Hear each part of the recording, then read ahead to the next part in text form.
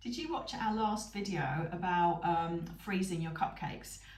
We recommend that you do that, and one of the reasons we recommend you doing that is actually what the topic is of our next video today.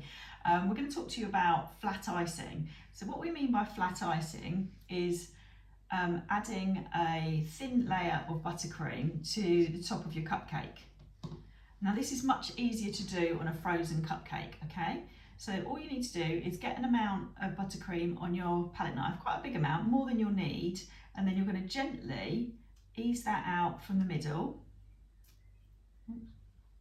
Ease it out from the middle, going right to the edge of the case. Doesn't really matter what this looks like because you're going to be piping over it with your flowers, but you just then can scrape off the excess, and that is a lot easier to do on a frozen cupcake.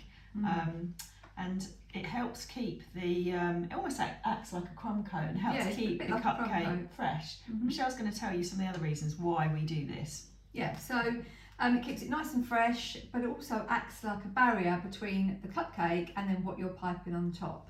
So if you pipe something that you don't like the look of, then you can simply scrape it off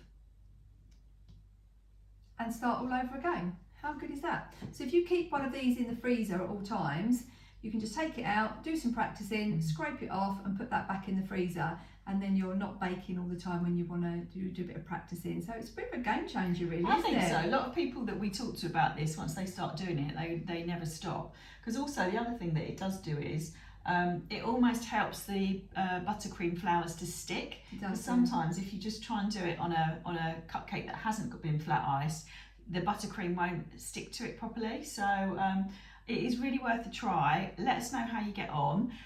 Keep watching, because next week we're going to talk about how we store our buttercream. How we store the buttercream. So that's another good tip for you for next week.